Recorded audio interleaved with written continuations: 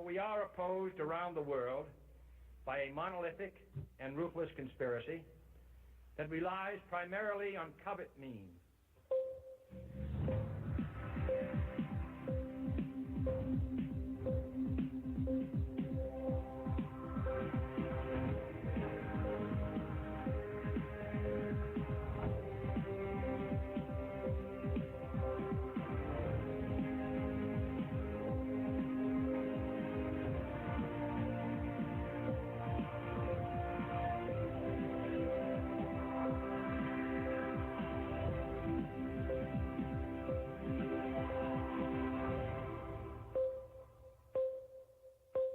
Connecting the Dots with Dan Happel.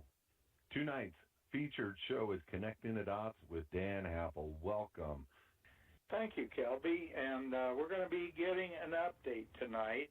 Bob Fanning has been a frequent guest on our Connecting the Dots radio show, and he's been a frequent guest because he's always providing new information on the economy, on the financial markets, and on what's been happening in our country that is affecting every one of us, every taxpayer and every parent and every person who has to pay their bills. And Bob he is an experienced bond trader. He has spent a great deal of time on Wall Street. He's worked as a bond trader at the Chicago Board of Trade.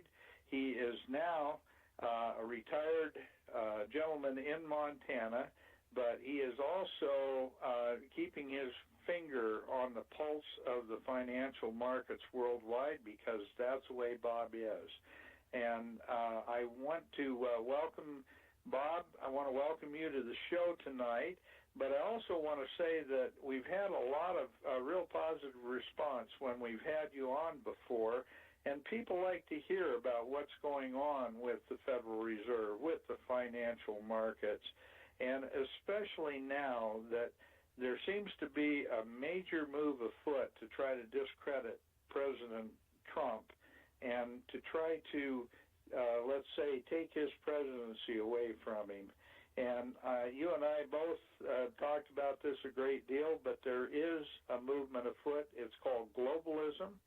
It's called progressive socialism, and it is something that the leaders of the past number of administrations have been moving forward on a constant basis, and the Obama years really accelerated that plan.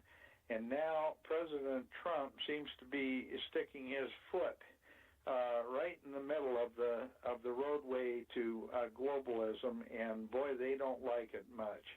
So with that, Bob, welcome to the show, and you can certainly give our listeners a little bit more background on you, but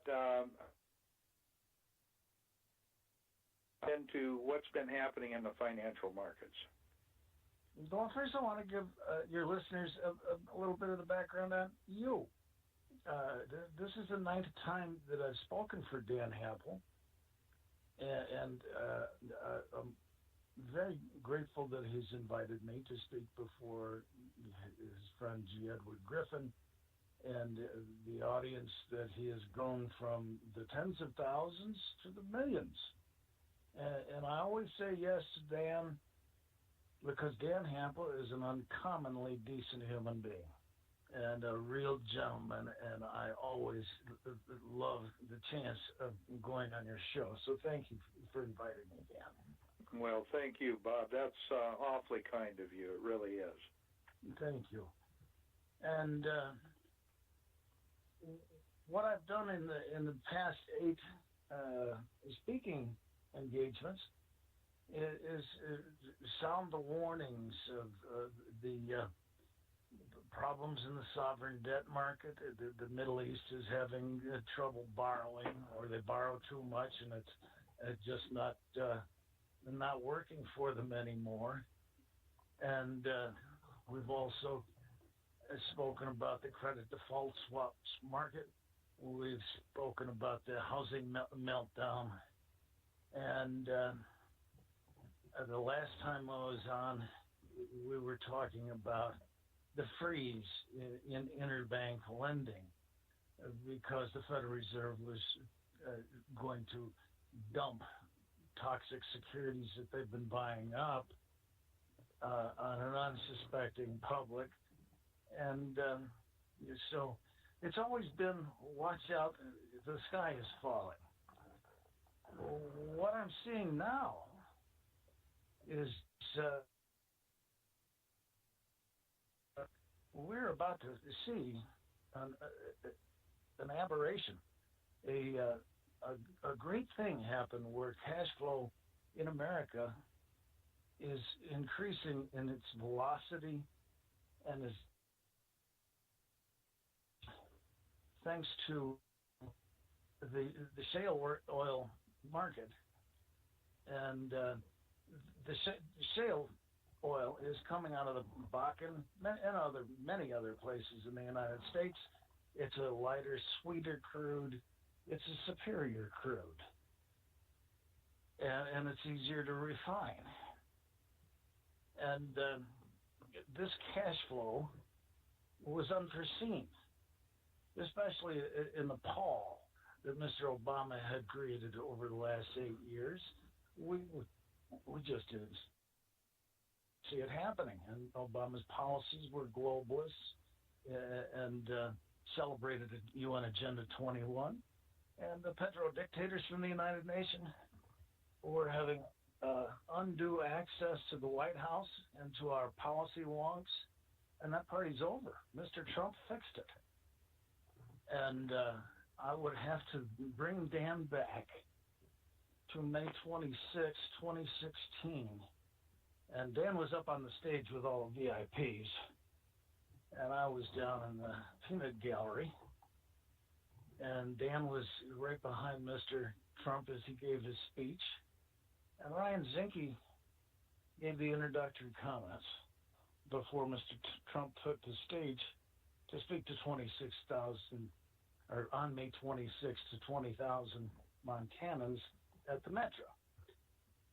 And Mr. Trump stood there, and I stood in the back of the room with Ryan Zinke, and we didn't realize it, or I didn't realize it, but I was standing in front of Harold Hamm, the chairman of the board of Continental Resources, the largest employer in the Bakken. So Mr. Trump said, and this is before the July 18th Cleveland decision that made Trump the candidate, Mr. Trump said that he and Mr. Hamm were going to make America great again by bringing back the shale oil industry.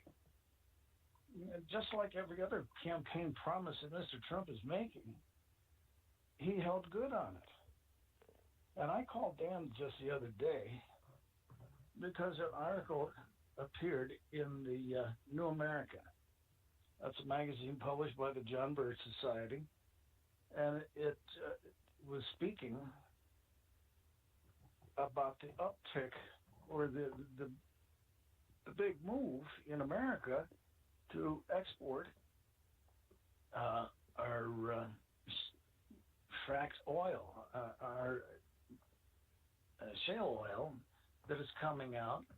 And we are now, according to Citibank, we are now going to take the #1 position next year as an oil exporting country in the world. Mr. Trump has made the United States of America the world's gas station. Now, there are a lot of people, including Eric Olson, who I just spoke to before this show, who think we ought to, rather than shipping it overseas, we ought to hold it on our own economy and use that oil to help the American economy. Well, oil and money, in my humble opinion, is fungible. You can use it thanks to arbitrageurs. You can use it as currency on the high seas. So I don't see it that important that we hold the oil in the United States of America. But I do see what I was taught on Wall Street at the ripe old age of 24 in 1974, I was taught about the velocity of money, what they called back there in Dr. Stuart Gameroff's class is super money. Super money for the audience is if you put $1 into your checking account, the bank can lend $10. And so the velocity of money, the uptick in shale oil production is creating a cash flow, multiple of transactions that I believe will bring a unprecedented prosperity to the United States of America right now. And if you add on top of that, the reason I voted for Trump is he was going to bring back $1.77 trillion in unpaid taxes that had accrued offshore because of outsourcing. We outsource a lot of jobs to the BRICS: Brazil, Russia, India, China, Vietnam, all points except America, and got a lot of our jobs. But the taxes that were earned by our multinationals, by America's multinationals, are coming home. So if we have a cash infusion of $1.77 trillion that's going to go into infrastructure development, and you've got the number one spot as an oil exporter, I envision, I predict, confidently predict, that the United States is about to enter a period of prosperity that will be unprecedented. And I'm also going to predict that socialism is defeated forever. And I hope to tell that right to Pope John Paul. Global governance is not going to happen. Thanks to shale oil. That's quite a prediction, Bob. You know, after we talked about this the other day, I started thinking about it, and I'm going to throw a new wrinkle in here, and I'll bet you'll know exactly how to respond to it.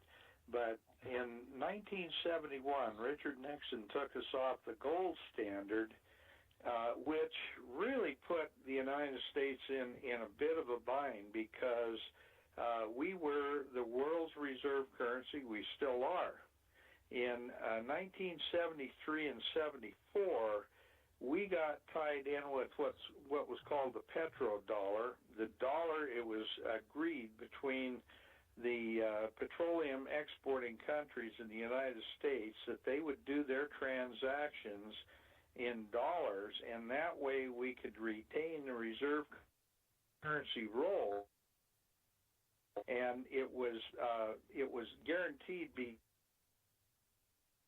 which is such a huge amount of our industrial base, was transacted in dollars. There's been a very, very concerted effort afoot by the BRICS and other countries to dethrone the dollar as the world's reserve currency and have gold backing our dollar anymore, and more of the petroleum export deal in euros and yuan and rubles and just about everything but the dollar. That put us in a really precarious position. If we become the number one oil exporter, that should reassert that world reserve currency role to the United States. Okay, Bob, what do you think about that? I think that we always have been and always will be the world's reserve currency. We don't just have oil like Russia. We don't just have labor like China. That's what the outsourcing boom was all about, was labor arbitrage. It was cheaper labor over in China. They arbitraged it back to the United States, and the 1.77 trillion that I spoke of is the windfall of us paying the Chinese $3 an hour versus $30 an hour that's being paid in the Rust Belt. The arbitrage is what I've done my whole life. It's selling one thing against another. Why is it important? The partner in charge of arbitrage was Robert Rubin, and they made him the chairman of the board of Citibank, and then they made him the Secretary of the Treasury. Arbitrage is it's here to stay, and the oil is bought and sold against gold, which is bought and sold against rubles and dollars and yuan. And whenever there's just a little bit of the spread out of whack, the arbitrageurs jump in and trade it back into where it's supposed to be. And just because the Chinese lust after being the world's new reserve currency doesn't mean these things are going to happen. Just because they call it an exorbitant privilege that the United States enjoys, well, tough toenails. We're a 240-year-old economy and the best one on earth, and we're about to get better. We did a wage arbitrage with the Chinese, and now we're about to do arbitrage with oil and gold and dollars and $1.25 quadrillion worth of derivatives get the job done. And I don't think that the Chinese have a snowball's chance in hell of becoming the world's reserve currency now that we have our shale oil business taking the lead role as the world's greatest petroleum exporter. We already have the Fortune 500 or the Russell 2000 that's exporting anything that we can think of exporting. And we export our manufactured goods, we export our natural resource-based economies, and now we're going to be the world's largest exporter of oil. So we just get better. America just gets better. American exceptionalism just gets better. And I don't see us genuflecting to the Chinese anytime soon. I don't see us genuflecting to the petro-dictators at the UN anymore. You know, and their idea is to cut production, which is an Islamic form of suicide. The only thing they have for sale is oil, and they're going to cut production and give us a greater portion of the market share. I couldn't be happier for America. I'm 68. I'm not going to live forever. And I see America under Trump becoming so powerful, it's not funny. Well, you know, Bob, I really appreciate your optimism, and I have a lot of that same optimism, but I have to say, under Obama and to a certain extent under Bush, George W. Bush, and certainly even going back to Clinton, we saw a transferring of our industrial base, Our natural resources were being shut down one after another. Our mining, all of our natural resource exports were really in trouble. And what I saw happening, and of course this is part of UN Agenda 21, as you know, is the transfer of wealth from our country to every other undeveloped country in the world, with the ultimate goal of weakening America so much that we were nothing more than just one more country and a global government. And I see with the Trump administration, he said he was going to make America great again. He certainly is doing some things that will help us to reassert our strength in very positive ways, and that's what you're referring to. That's exactly what I'm referring to. And I spent the last eight years wringing my hands over Obama's intentional destruction of this country. And now I see Mr. Trump in a year has been able to unwind all of the not all, but a good portion of the mess that Obama made of this country. Or that he succeeds, the deeper into the dustbin of history goes socialism. And if Trump can make it to 2020 or further, holy smokes!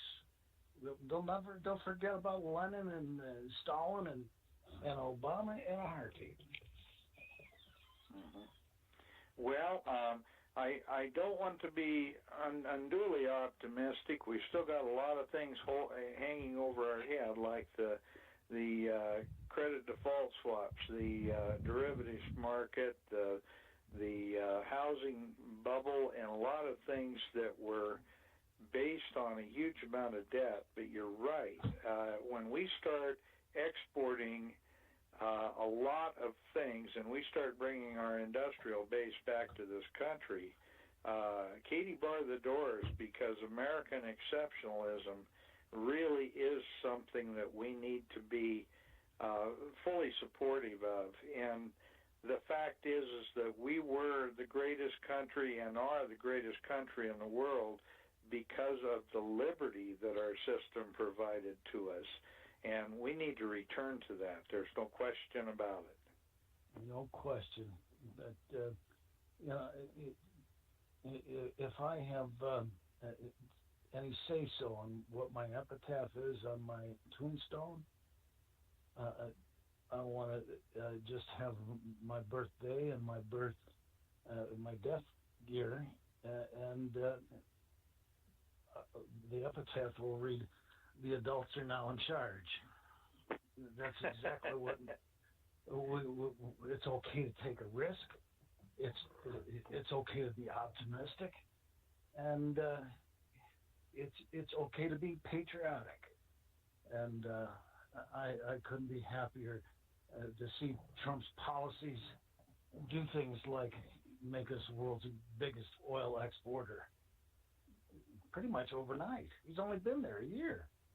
Yeah, it's happened quickly. What about all the other things that we've been talking about, though, like the credit default swaps and the interbank lending and some of the other things? You know, there are a lot of people, a lot of forces aligned against Trump, and he's really succeeded in ways that astound us because, in fact, he's in many ways beating the odds. What do you think about the upcoming potential for him to continue to beat the odds against really nasty players? Well, you and I were having a private conversation before I went on your show around Valentine's Day with Charles Ortel. And I was searching for words or terms, and we were talking about the deep state. And Dan Hampel said, well, the deep state is the Federal Reserve. And I couldn't agree more. So the Federal Reserve, according to Dr. William K. Black, we had the worst recession since 1929. 10 million people lost their homes, 14 million people lost their jobs, and it was, according to Dr. William Black, the number one white-collar crimes expert in America. Dr. Black said that the reason we had a meltdown in 2008 is because the Federal Reserve refused to enforce their own anti-fraud regulations. If I ever got a chance to meet Mr. Trump, which I hope happens when he makes me the director of the U.S. Fish and Wildlife Service, but that's for another conversation. If I ever have a chance to meet Mr. Trump, I want to encourage him to have a cup of coffee once a quarter with the anti-fraud regulator at the Federal Reserve Board, and to make sure that there are no more scams being pulled like they pulled in 2008. One would have thought that these people would have loved their country enough, or had enough empathy, or learned from the past dastardly deed, that they would self-regulate. Now we see the Wells Fargo is pulling the same kind of stunt with client records, with account records. So we need an anti-fraud regulator. We need him to be really good at what he does. And we need him to have a cup of coffee with Mr. Trump once a quarter. That's what my recommendation is. Mm-hmm. I could see Mr. Trump as the most powerful president ever if he would ride herd on bankster fraud. Okay. What do you think about the credit markets right now? I know you were concerned even just a month ago about the fact that interbank lending was an almost all-time low. How has that changed in the last month? I will report back as a trader who is a better bear than he is a bull. And I can tell you that with the Federal Reserve unwinding their balance sheet with all this toxic debt to be sold, and the world awash in debt and bubbles in places like the automobile loans or the student loans. I like the playing it from the short side better than the long side. And since I was last on your show, bonds haven't done squat. You can sit there. It's like watching paint dry. I'm from the 80s. And I'm known in the summertime to walk out of the bond pit at 8 o'clock after a 7:20 opening, making enough money where I'm going to just book it, and I'll walk out of the bond pit and yell cha-ching and leave and go and lay in the pool. Those days are over. That's the truth. Mm-hmm. So it isn't moving around. The bond market is not moving around. I wish I could report back to you that it's extremely volatile and I'm making a boatload of dough. That ain't happening. Mm-hmm. Well, they've artificially kept the interest rates literally at almost zero for so long, and that a lot of that money went into the stock market. A lot of that money didn't get circulated in our economy, and now we're starting to see more money actually circulating in the economy because there's a new optimism about where the country is heading, and that is almost 100% due to President Trump's intervention. A lot of the things that he's done. Am I right with that, Bob? If Mr. Trump wanted to take my advice, when he runs the second term, his slogan should be, "The adults are in charge." That's it. I couldn't be happier with what's going on. Just for grins and giggles, he ends the Korean War after almost 70 years. Mm-hmm. He's done amazing things, and he doesn't get the credit. He certainly doesn't get the credit, and he's not getting any credit for the shale oil boom. Mm-hmm. And he should. People are taking risk because the adults are in charge. Mm-hmm. Well, and we're opening up a lot of our natural resources again, even though most of them have been shut down and really tied up. And there's a long ways to go, but he is trying to do things that allow us to actually utilize the natural resources that this great country has. And he made Secretary of Interior a gentleman who you and I both know to be a centrist. He's certainly not an extremist in either direction, is Ryan Zinke. So Zinke is aware of not only the sanctity of the environment, but he's also an MBA who knows about making America great again by providing jobs. And I think that when you and I were together on May 26th of 16, that when Mr. Trump said, Mr. Ham and I are going to make America great again by bringing back the Bakken, he meant it. And here you see Citibank saying that we're going to take the position of number one as exporter. Well, a pine beetle destroyed timber. It could be coal. We need coal. We need to license refineries. We need to bring coal-fired utilities back. I can see Mr. Trump doing all the right moves by the time he leaves office, and undoing all of the dastardly deeds that Obama and the UN did to us. Well, Bob, one of the things that made America the industrial giant that we have been is cheap energy.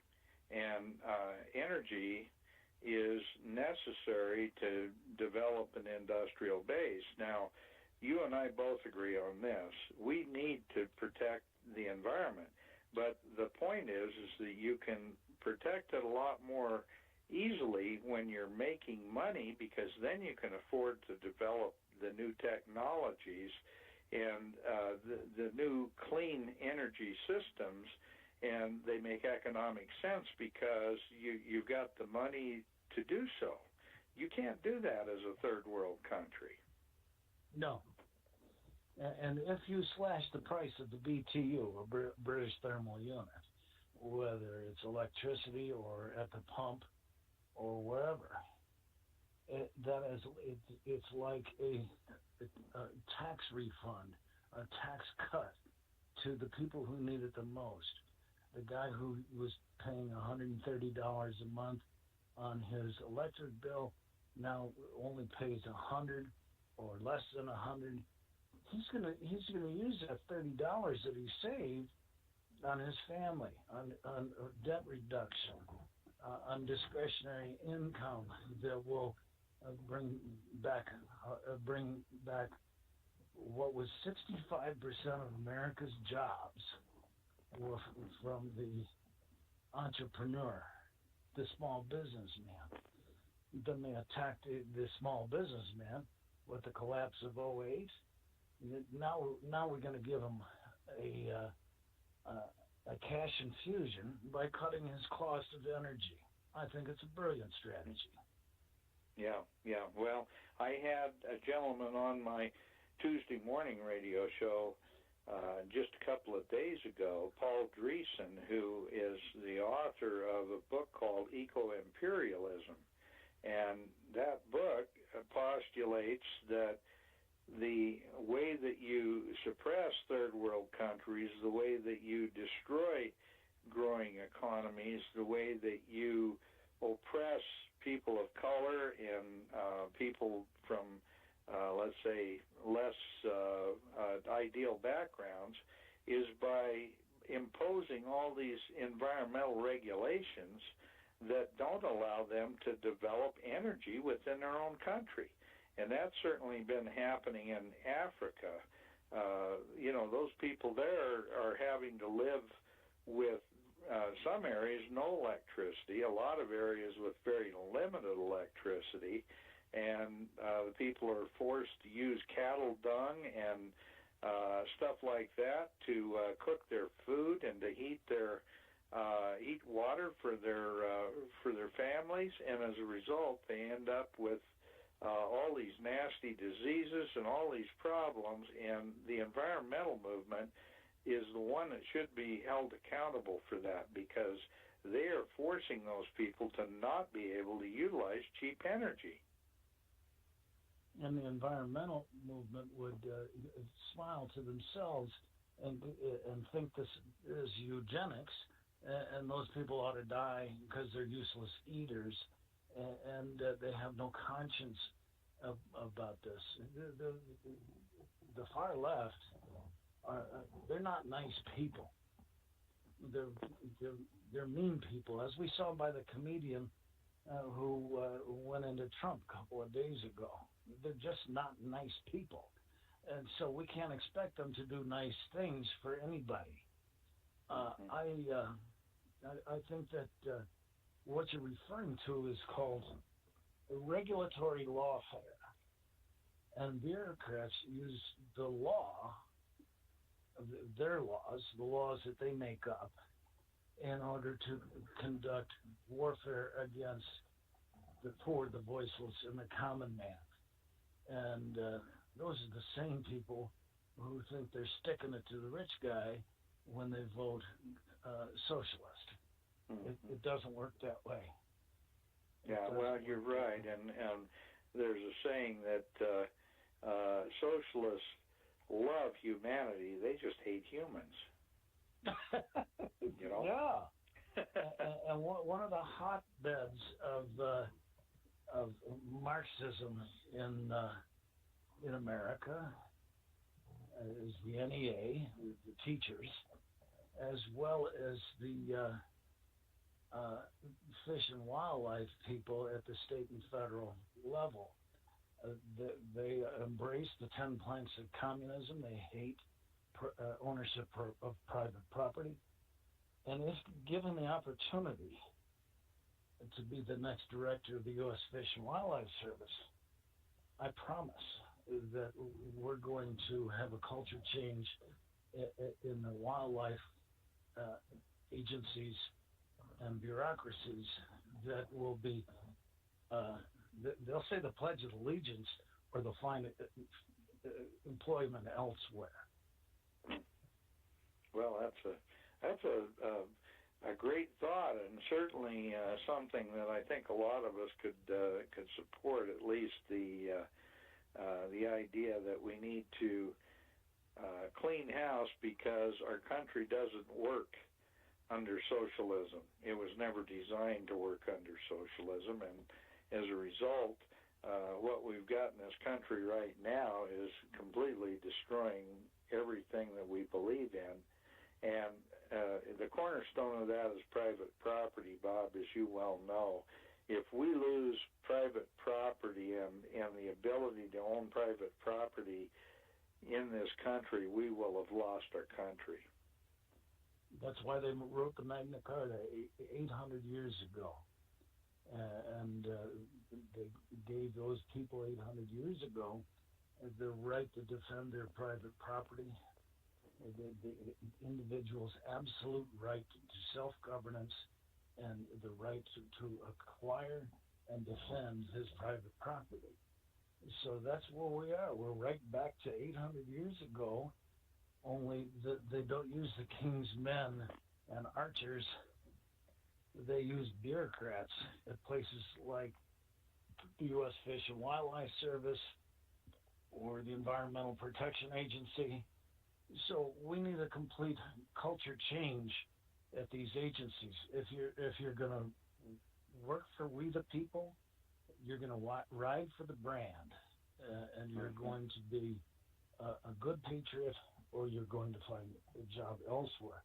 And I ask your listeners, if they like what they're hearing, send Secretary Zinke a short note and ask him that he appoint Bob Fanning as the next director of the U.S. Fish and Wildlife Service. Mm-hmm. Yeah, I couldn't agree more. I think that would be a good move. Bob, tell our listeners what you see the deep state doing now that so many of these positive things are coming out. The Bakken oil, a change in there. I know there's a lot of U.S. corporations are starting to bring production facilities back into the country. I read about it constantly, that new optimism and trying to reduce the tax rate, corporate tax rate, and some of the other things that are intended will really re-strengthen our country. What do you see the deep state doing to try to stop that? Well, first I ask your listeners to subscribe to Dan Happel's definition of the deep state. At the top of the pyramid is the Federal Reserve Board. If the Federal Reserve Board, in order to liquidate these securities, these toxic securities that they bought out of the system, and when they buy securities, they put cash into the system to buy them. That's called quantitative easing. We, the people, should ride herd on the Federal Reserve Board and tell them that it took them 8 years, it took them 10 years to acquire all of these securities, and they damn well better not destroy the economy by raising interest rates, which is the byproduct of selling these securities into the system. So we, the people, need to take control of our own destinies by making sure that the deep state, the Federal Reserve Board, does not kill the good work that Trump is doing. But I don't think they can. With us going to number one in terms of oil production and taking $1.77 trillion and doing an infrastructure boom, I think that it's going to be very difficult for the globalists to destroy our economy now, especially if we, the people, ride herd on the Federal Reserve Board. Well, that's the key, and it always has been in this country, is that we've got an awful lot of people that don't seem to have a very, let's say, deep interest in their own well-being. And a lot of people in this country just don't participate. They don't vote. They don't do anything, and they expect the system to support them and to stay together in spite of the fact that they do absolutely nothing. That's a huge part of the problem we've had, and it's time that our citizens start waking up and being part of the solution instead of just more of the problem. I couldn't agree more. The difference between a slave and a citizen is the citizen is involved in his own self-governance. A slave has no involvement in his own self-governance. He just feels the lash of the whip. And I'm not about to accept that role. No.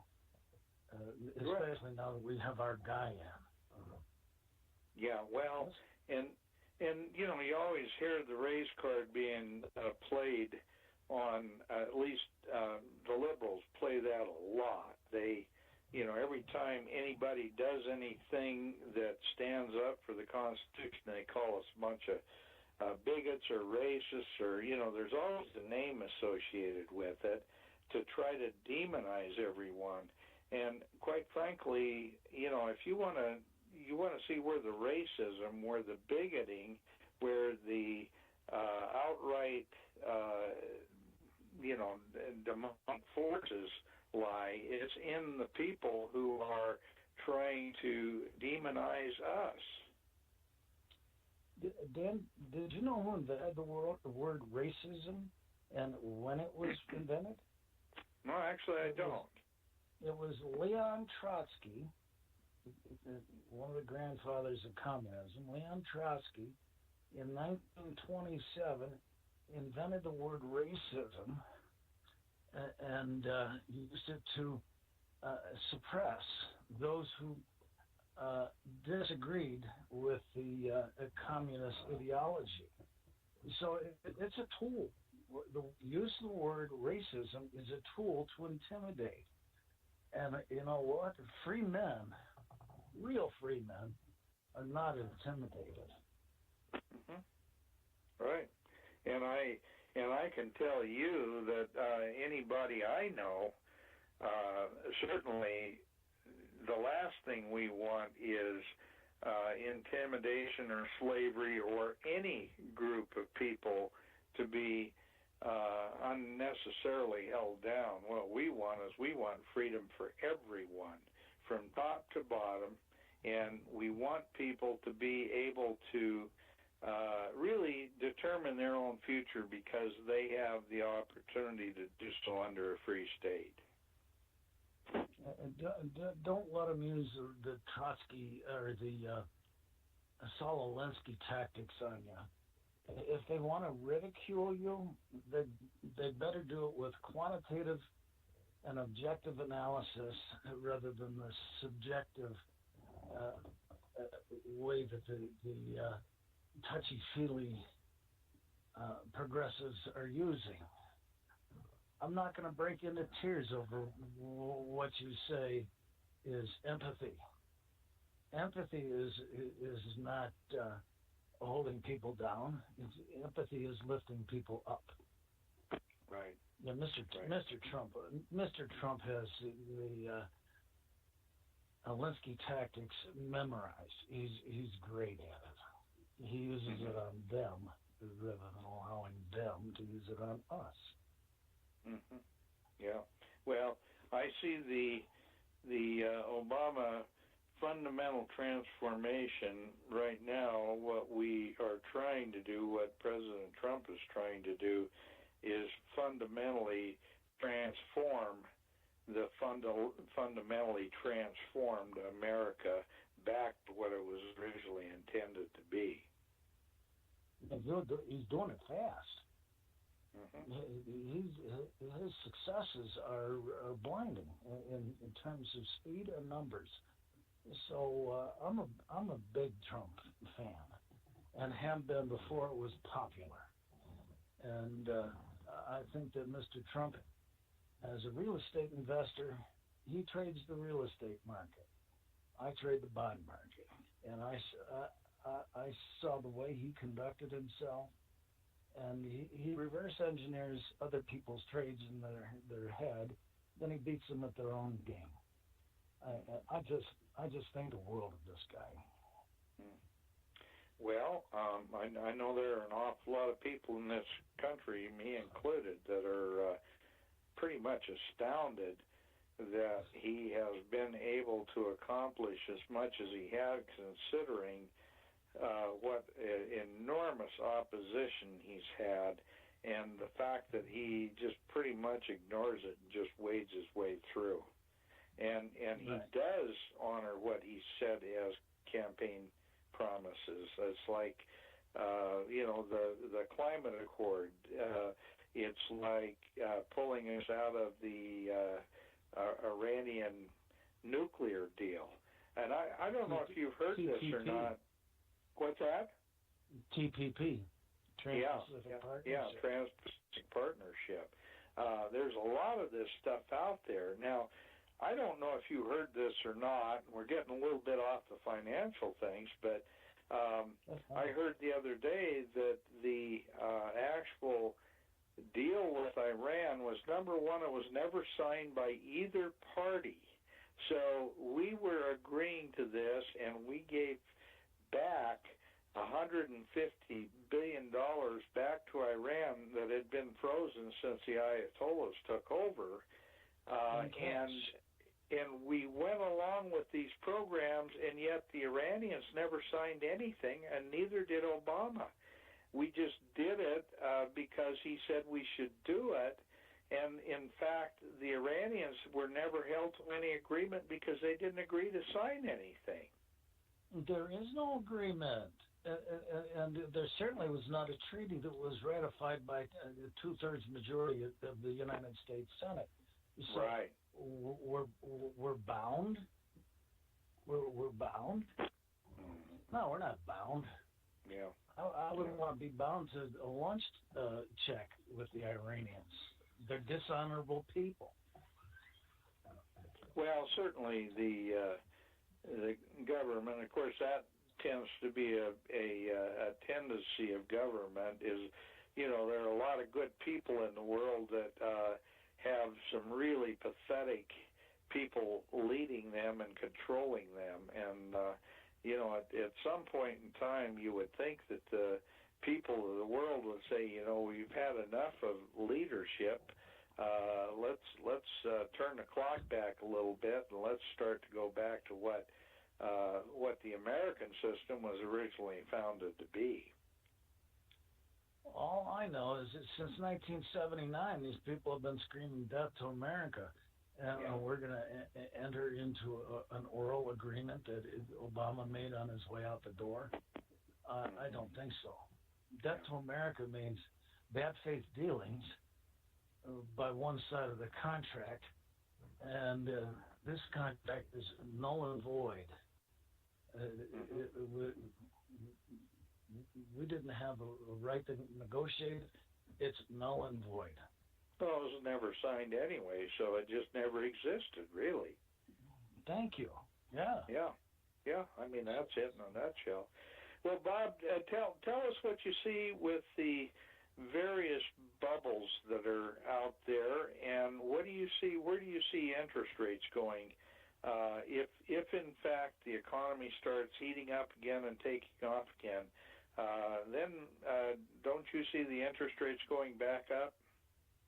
Yeah, I see bubbles in places like automobile loans. It's bizarre. The people are asking $60,000 or $70,000 for a pickup, and that's because all of the old debt is getting rolled up. And so the automobile financing has to be examined by the adults, especially since we bailed out these Chrysler and Ford and General Motors, and they're no longer in a position to dictate term standards and conditions, especially in financing. We also have Sallie Mae and the student loan bubble, and nothing less than fascist tactics in collecting these monies from these kids who were forced to pay what Time magazine called the Chivas Regal effect. It's not worth $70,000 to go to Notre Dame, where I went. I had to pay $7,500 a year to go to Notre Dame, which I was able to earn in the summertime. There isn't a kid in America that can earn $75,000 to go to Notre Dame or any of the other Chivas Regal universities. So the collection of these Sallie Mae debts on bogus college tuition sizes, this has to be addressed. Mm-hmm. Our college presidents aren't worth 8 figures. That's just a that's fact. For sure. Yeah. Well, and Bob, I have to tell you that we talked about about this on Tuesday as well with the medical profession. The fact is, anytime the government gets involved in anything, the cost goes up and the results go down. And that certainly is the case with the student loan deal. I mean, that was, that was purely a government play to supposedly guarantee everybody the opportunity for a college education, and all they ended up doing is indebting a whole bunch of people and creating a bunch of PhDs and master's degrees that can't even get a job at a Burger King. That's true. And these degrees that cost a fortune, that aren't making you a useful member of society, I would have to say that as a right-wing conservative, a fiscal conservative, I agree with the rock star Bono from U2. And he's calling for, he calls it debt forgiveness. I call it the biblical term, which is a debt jubilee. I believe that these debts have to be recalculated for no other reason, so people will perform on them. What kid at 25 years old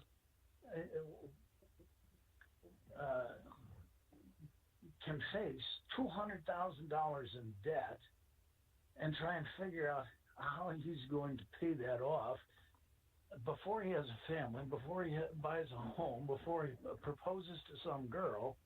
He's got to pay $200,000 off, and the government has given the force of the IRS to the collection agency that's out there shaking down these kids.